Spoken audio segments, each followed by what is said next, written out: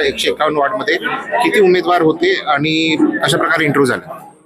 आज 3 मतदारसंघांच्या मुलाखती होत्या आणि सर्व प्रभागांमध्ये जवळपास 20-20, 10 असे उमेदवार आहे आणि त्या उमेदवारांना एकत्रित करून त्यांच्याकडनंच आम्ही 4 नावांची मागणी केली आहे आणि पहिला प्रिफरन्स आम्ही उमेदवारांना दिला की तुम्हाला सगळ्यांना निवडणूक लढवायची आहे, तुम्ही सर्व एकत्रित होऊन 4 उमेदवार डिसाईड करा. सगळ्यांना माहिती आहे 4च जागा मिळणार आहे.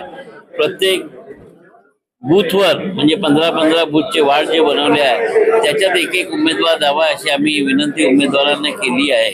उमेदवारांकडनं आम्ही अपेक्षा करतो की ते 4-4 नावं देतील. नाही दिली तर पार्लमेंटरी बोर्ड 4 नावं त्यांना देऊन प्रचाराच्या कामी लावेल.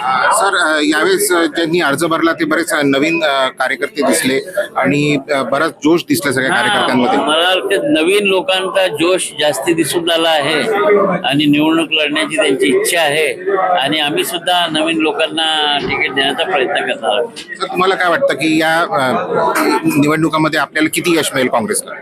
हे पहा, यश अपयशाची आम्ही चिंता करत नाही. नागपूर हे काँग्रेसचं आहे, काँग्रेस विचारधारेचं आहे. 2014 पासून जरी भाजपाची इथे सत्ता असली देशात, राज्यात, खालच्या स्थानिक स्तरी काँग्रेसचं मताधिक्य हे वाढत गेलं आहे.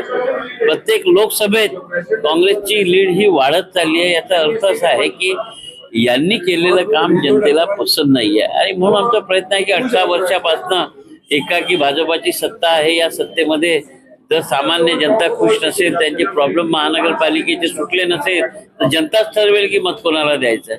सर, खूप धन्यवाद.